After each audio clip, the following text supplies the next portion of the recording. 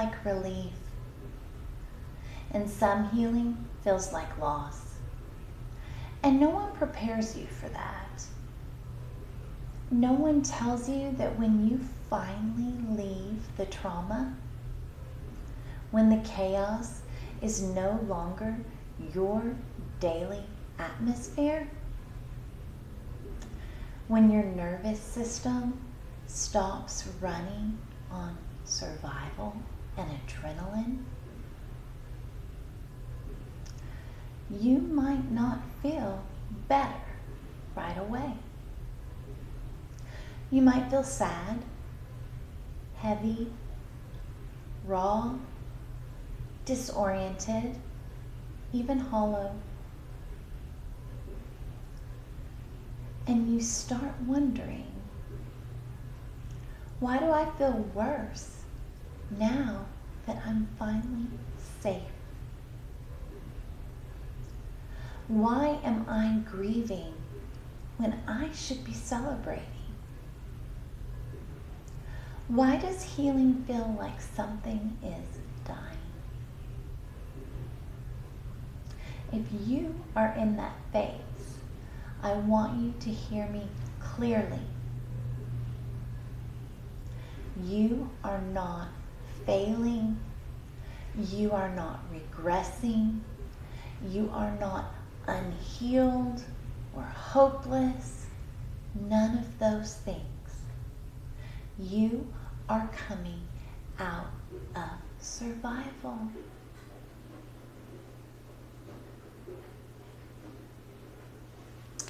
And what you are feeling is the truth your body postponed so you could make it through. This video is for the people in the messy middle. The ones doing the work, leaving the old life, and choosing themselves. And realizing that healing doesn't always feel like light. Sometimes it feels like grief because something real is being released.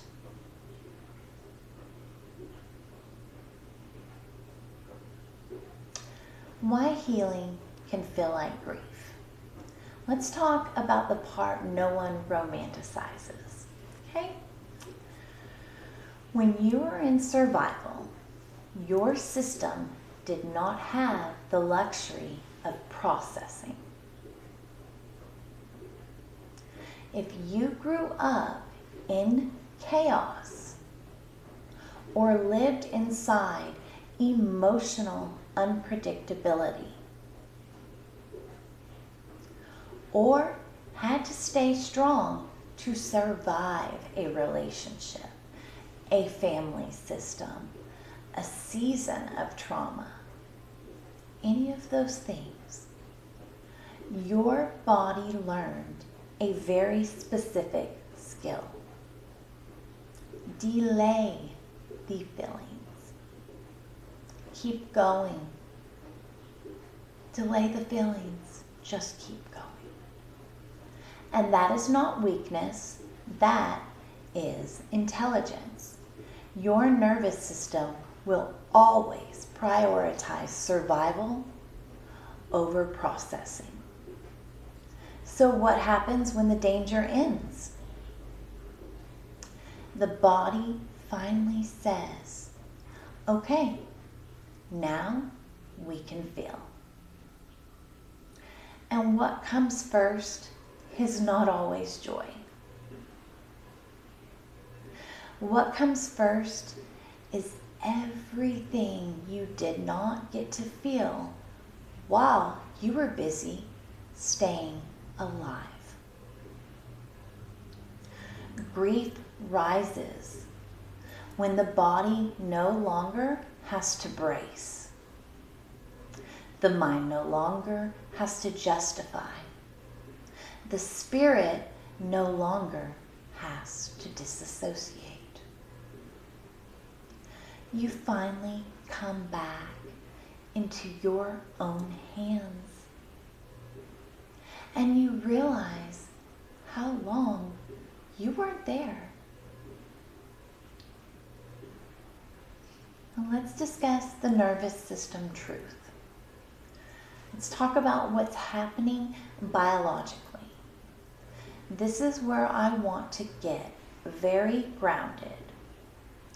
For many trauma survivors, adrenaline was the fuel. High cortisol, hypervigilance, always scanning, always anticipating, always bracing for impact. That state is miserable, but it's familiar. And when you begin to heal, your system starts coming down off that chemical baseline. It's like stepping off a stimulant you were never supposed to be on. And the come down, it can feel like fatigue, mood swings, brain fog, deep sadness, emptiness, vulnerability, waves of tears for no reason, but there is a reason. There is definitely a reason.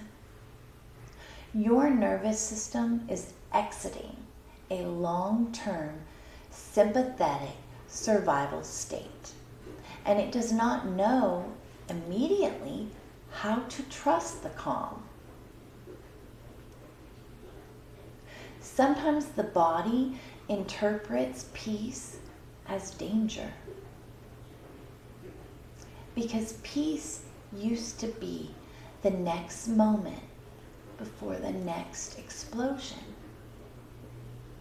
the quiet before the storm. So when things get quiet now, your system may not feel safe. It may feel exposed, tremendously vulnerable, and that can bring grief, fear, anxiety.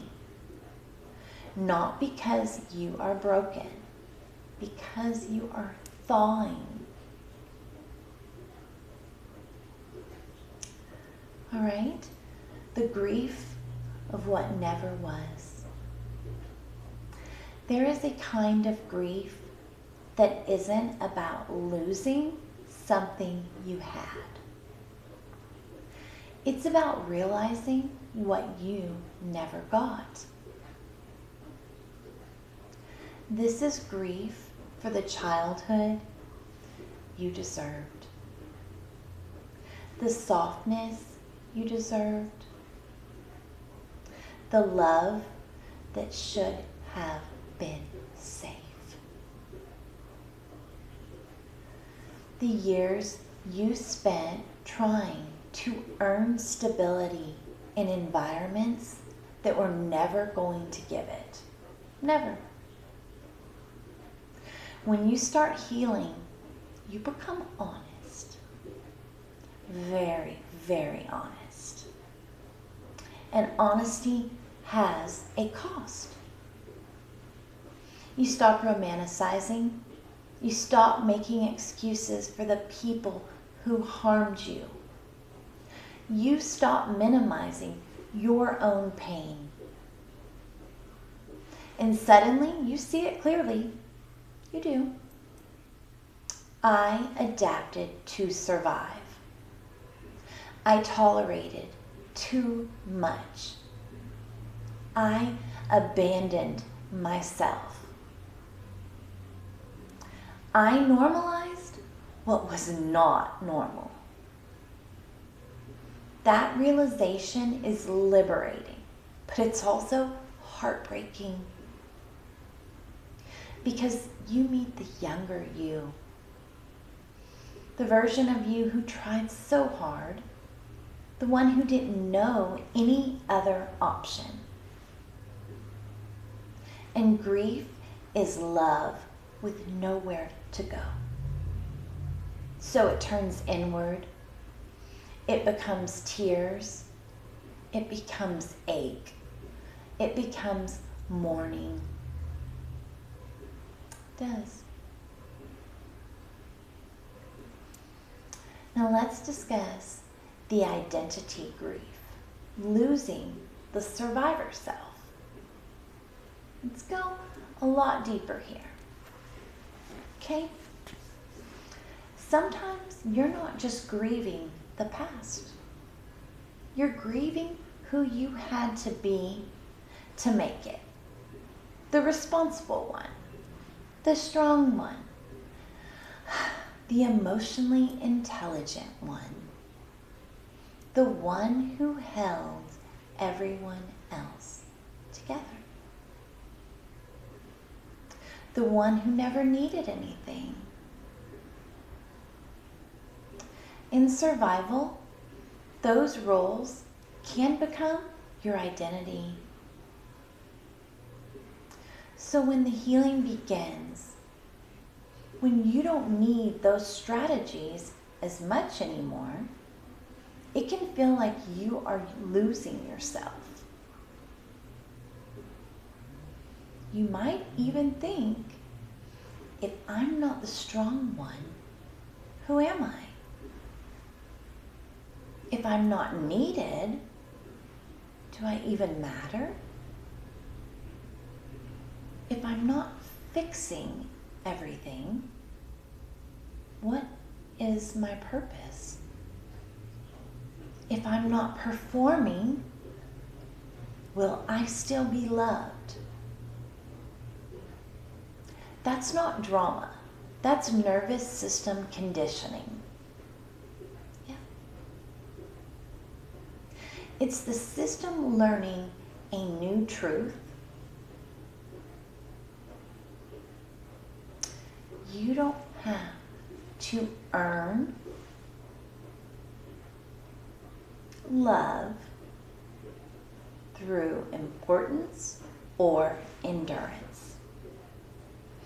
You can exist and still be worthy. You can rest and still be powerful. You can stop carrying the weight and still be you. But the unlearning, it's real.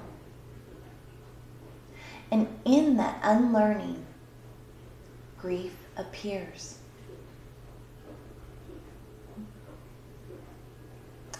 Now, let's discuss what not to do in this phase. No bypassing, okay? This is the part I want you to listen to like medicine. Do not bully yourself. Do not bully yourself through the grief, through the fatigue, through the brain fog, none of that. Do not shame yourself for still feeling it. Do not rush to reframe everything into gratitude. Do not force forgiveness as a way to skip your anger.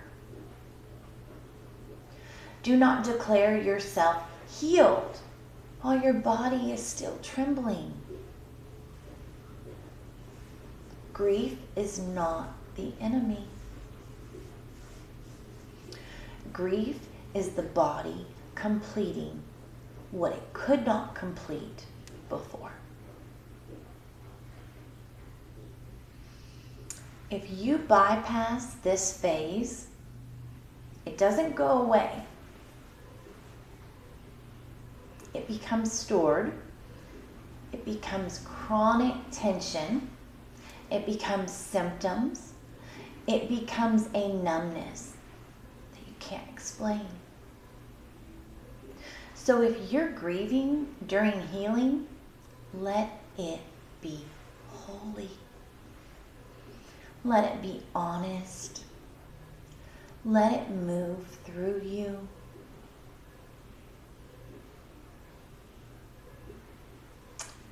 Now, what helps?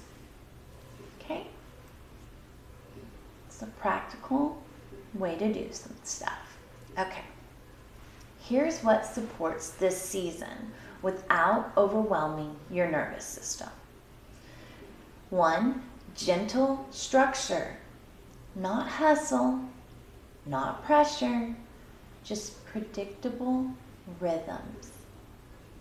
The nervous system heals through consistency. 2, micro safety, not big transformation. Small practices repeated daily. A warm drink in the morning, sunlight on your face, music that settles you, slower transitions, fewer loud inputs. 3, honest journaling, not performative journaling. Try questions like, what am I grieving that I have never named? What did I normalize that I shouldn't have had to? What version of me is finally allowed to rest? 4, somatic release. Grief needs movement, walks, stretching, shaking, breath. Not to fix it, just to let the energy circulate. 5, spiritual practice that includes the body. If your spirituality floats above your human experience, it will not help you integrate grief. This is the season for grounded spirituality. Breath, prayer, nature, ritual, and gentle presence. Now, the truth. The grief is a sign of return. I want to end this video with one truth, major one. Grief in healing is often a sign that your system trusts you now. Your body is saying, I can finally feel because I believe you will stay. You are no longer abandoning yourself. And that is everything. So if you're in this phase, if healing feels heavy, if you thought you'd be happier by now, you're not behind. You're not. You are not broken. You are becoming honest. You are becoming embodied. You are becoming real. And that is the beginning of peace. So, healing doesn't always feel like becoming more. Sometimes it feels like letting go. And what you are releasing is not your power, it's your protection. If this resonated, comment, I'm in the grief phase, so you don't have to hold it alone. And if you want more trauma-informed spiritual tools for nervous system healing, spiritual awakening support and integration, and boundaries without bypassing, subscribe to my channel and stay close. This is a space where the soul comes home and stays, without force, without fixing, without bypassing.